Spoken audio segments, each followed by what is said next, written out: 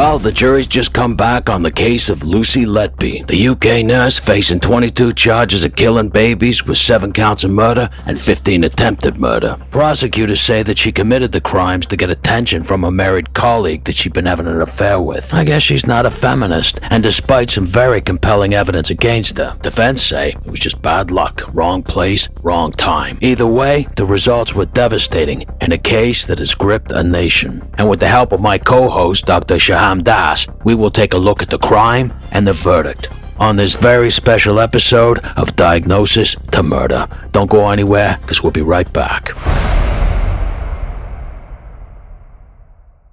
An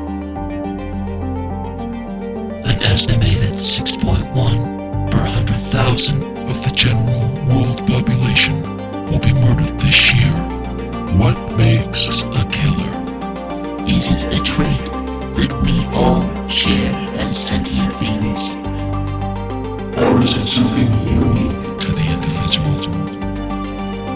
Brought on by nurturing inner rage, we live in a time where lies and manipulation are the dueling blades of the day, where life is cheap, a commodity.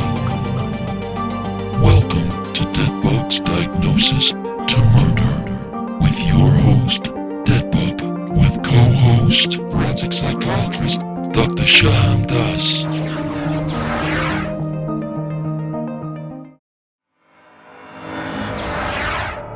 Dr. Das, welcome back. Mr. Bug, always a pleasure to do business with you, my man. Sorry it has to be under these circumstances. Well, fortunately for this series, our business is murder, and business has been good. Such a horrific, just heartbreaking case. All of these babies are dying, but still fascinating from a forensic psychiatric point of view. Agreed. Now, as you've just heard, the jury have come back with a guilty verdict. So let's go over this for our viewers outside of the UK who may not be so familiar with the case. Let's get into it. It was in 2015 at a hospital in Cheshire, England. In a neonatal unit, the babies started getting ill, and some of them dying. Illnesses and deaths that could not be explained. Wishing to keep it out of the press, the hospital conducted several in-house investigations and then an independent one before calling the police. Amid concerns about the unit's high baby mortality rate, these experts began to note similarities in the deaths of these infants, and one of those was that a neonatal nurse named Lucy Letby had been on duty, but had also been alone with them at the time of their subsequent illnesses and deaths, and they ordered a thorough external independent review on each neonatal death between January 2015 and July 2016. And at this time, Nurse Letby was suspended from duty. But despite suspicions that she'd been involved in the deaths of the infants, hospital managers repeatedly tried to reinstate her on the ward. But a police investigation would show what they believed overwhelming evidence that Letby was responsible for the subsequent illnesses and deaths of the newborns. Prosecutors claimed that the nurse used several methods to kill the babies, including insulin poisoning, an insulin that could not be natural to the baby's body and had to have been injected, air being injected into their system, physical assault with medical instruments, force feeding, incidents experts believe could not be down to human error. In fact, one mother bringing her baby milk heard horrific screams coming from her 5-day-old, and when she entered, Letby was standing over the baby and looked up smiling, saying, "Trust me, I'm a nurse." The infant was found to be acutely distressed and bleeding from the mouth, and would eventually be one of the 7 babies murdered by Letby. A later investigation would find that the nurse Googled all the babies' deaths and followed all the families on social media, even sending them condolence cards. With prosecutors now saying that that's how she got off. That's how she got her buzz. And when she was finally pulled out of the ward and put on clerical duty, the deaths stopped. Later, when police arrested her and searched her home, 2 damning post-it notes were found by police. One of those notes with an apparent confession, saying, "I hate myself. I did it. I'm evil." These self-loathing musings, many experts have said, sealed the fate of the killer, Bridget Jones. And after a trial that lasted 9 months, a jury of 8 women and 4 men came to the conclusion that Letby was guilty of murder. So there you have it, Daz. And I guess for any of us who followed the case and the evidence, not much of a surprise. Middle-class girl, good family. What happened, Daz? From my clinical experience, I've actually assessed several women who've killed babies, usually mothers killing their own children. And almost every time it's been in the context of severe mental illness. So I've had a couple of cases which were very similar, where the mothers had these delusions about the babies, usually religious delusions. So the babies like been in some way marked by God. And the mothers, in their head, in their delusional mind, they're actually doing the baby a favor, like saving its life or its soul from being damned in hell for eternity.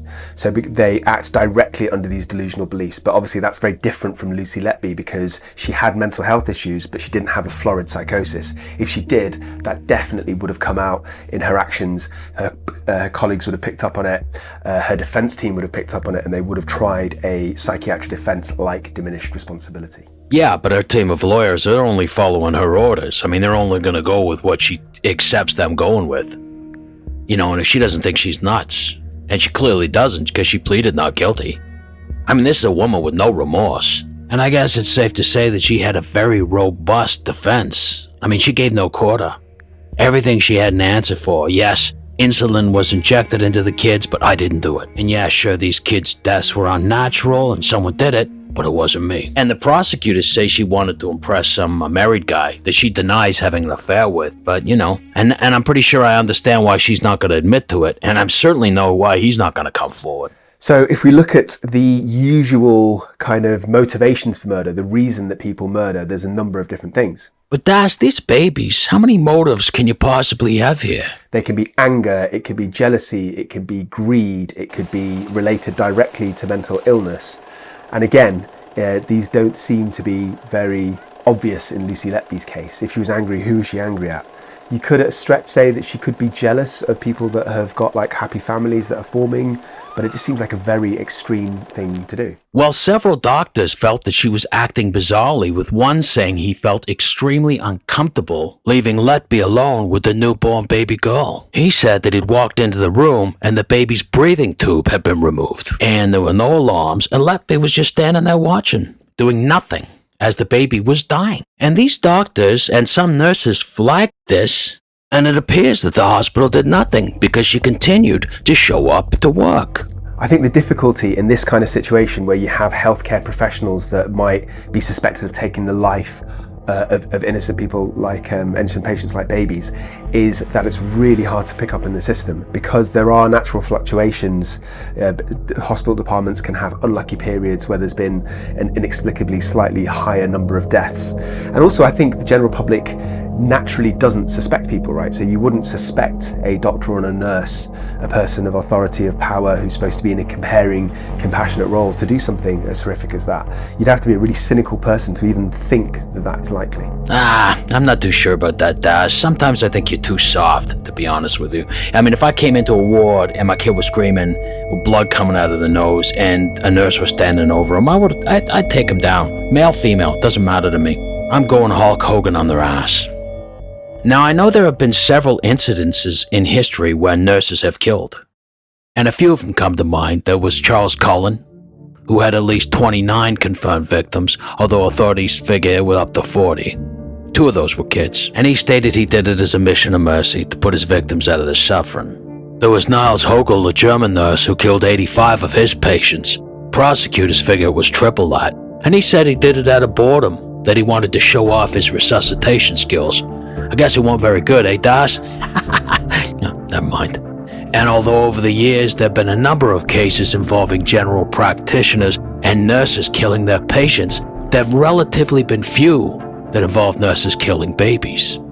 The most notable, for me at least, was Susan Nellis in Toronto, Canada in the early 80s, and she'd been arrested for killing 4 babies, and they even tried to pin more on her and they put her in jail.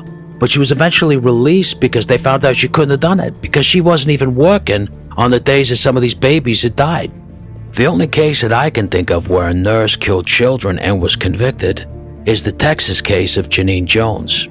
And although only charged with 2, they figure she could have killed up to 60 children. But her case was interesting and a bit different, because apparently she wasn't trying to kill them. She was trying to bring them close to death so she could revive them and be the hero, because she wanted the local government to start a pediatric hospital in the area, and she figured if there were enough victims, they would see this as something they gotta do. So she was a murderer, but at least in her mind, not intentionally. Whereas with the Letby case, prosecutors are painting her as a modern-day Bridget Jones. She's bitter. She's got no man. Well, at least no man that's her own. She's doing an Ariana Grande. So saying all that, this case to me at least is unique. I mean, can you think of any other similar? One kind of case that this has eerie echoes of is the case of Beverly Ollett. So in 1991 in Lincolnshire in the UK, she was accused of murdering babies.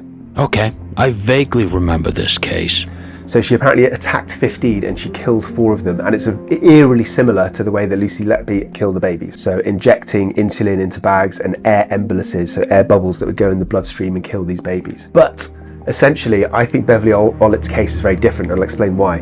Beverly Ollett had a established diagnosis of Munchausen's by proxy, so she is somebody who sought medical attention. So she would pretend that other people like children were ill because she wanted to go through the process of them being cared, and she saw herself as part of that. So she liked to like feed off the empathy and the sympathy that was given to these people. So that's like a mental illness in the background, and she had all of the typical behaviours. There was also some antisocial behaviour in her past. She would do things like fabricate blood test results and investigation results to make children look more ill than they actually were. She would doctor shop, which means that if a doctor was getting suspicious or didn't give her a diagnosis, she would move on to another one. None of these things were relevant in Lucy Letby's case. Well, although it's not Munchausen's by proxy, the prosecutors have said they believe she was having an affair with a married work colleague. And although she denies this and he denies it, of course he would deny it, wouldn't I? I mean, who's going to admit that? But they say that she was trying to get his sympathy, his attention by these things happening, which I don't know. I mean, for me, it seems a bit far-fetched. I'm more of this, almost of this God complex. I mean, these children were in there, in the ward for some reason. They were premature or they were ill or whatever. And I mean, who knows? Was she relieving them, thinking she was saving them, playing God like a certain English doctor we all know? Of course, another case that we cannot forget to mention is Harold Shipman. So myself and your good self, Mr. DEADbug, have done a video on him. Again, this feels very different. So Harold Shipman was a GP who intentionally killed many of his elderly patients.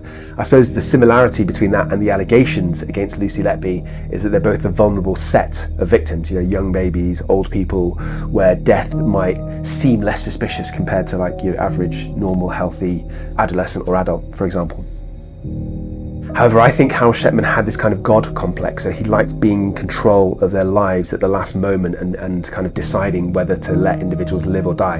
And I think that's kind of potentially related to his experience of his mother dying. So his mother had lung cancer, he would give her morphine and painkillers, so I think he got kind of emotionally attached to the scenario of his mother dying. But again, Lucy Letby has none of those connections. Yeah, I mean, I guess ultimately Shipman could have seen all his victims as his mother. Where Letby, I mean, her victims, they hadn't even started to live their lives. I mean, they were days old. One kind of really fascinating but very bizarre element of the Lucy Letby case is that, as your viewers will probably know, she reportedly wrote what seemed like confessions on bits of paper at home.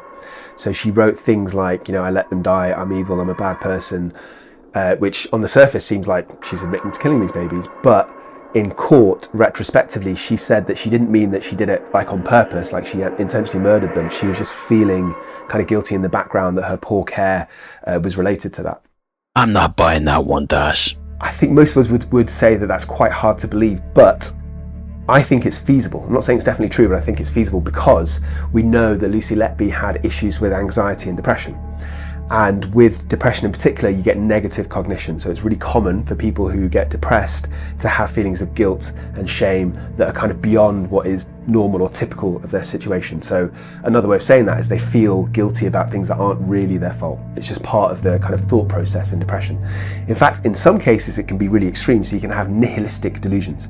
So I've seen several patients who've got like severe psychotic depression and they have delusional beliefs that they are dead or they're dying inside or they're rotting inside or that they have like cancer, even when they have investigations and hospital tests that tell them that they're healthy. They have this fixed, unshakable belief that something inside them is wrong, or they've done something like cause the death of somebody they've never met before. Now again, I want to stress that I don't think that's the case in Lucy Letby's case, because if she had these beliefs, they would have come out during a psychiatric screening. But I'm just saying that the point I'm trying to make is that for people that don't suffer these things, it's hard to imagine how they're feasible or reasonable, but they definitely do happen. I've seen it happen. And I have no doubt that you've seen it happen. But I mean, as usual, you and I, sometimes we agree, sometimes we don't agree. And in this case, we don't. And clearly, I'm just an average guy, but clearly there are people on that jury who are average guys and gals as well. And they were on my side of things because she's going down. Those Post-it notes, for me, were a confession. They were a confession, along with several strong witnesses. And Letby, as far as I'm concerned, she's where she deserves to be. And I'm sure she's going to appeal this. And, her and her lawyers can talk about conspiracy theories and how she was set up by the doctors all she wants. But as far as I'm concerned, this is justice for those babies and their families. Don't do the crime if you can't do the time. Anyway, you've heard enough from me. I've been rambling on and off. DEADbug, love your videos, love your editing. Love interacting with your crew and your viewers. I hope I can see some of them on my YouTube channel, Psych for Sore Minds. As you know, I dissect a whole range of topics related to mental illness, high profile cases like that. And I try and make the viewer understand things like a forensic psychiatrist. See you next time, have a blessed day, I love you, and whatever happens, don't let the dead bugs bite. I see what you did there, Das. And that's why I love having you on the show, because you are so clever and you're always educating me, and you and I can have a nice friendly debate on things. And though we don't always agree, at the end of every show we leave with a greater understanding of the subject that we cover. I want to thank Dr. Das for donating his valuable time to us and being a good sport as always. And I want to thank you guys for tuning in. And I'll see you all next time on the next episode of Diagnosis to Murder.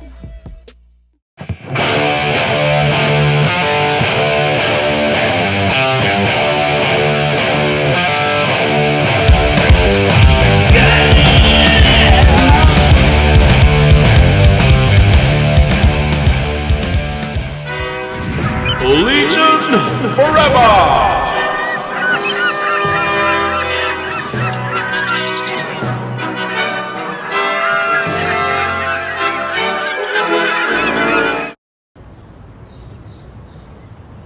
That book says no more.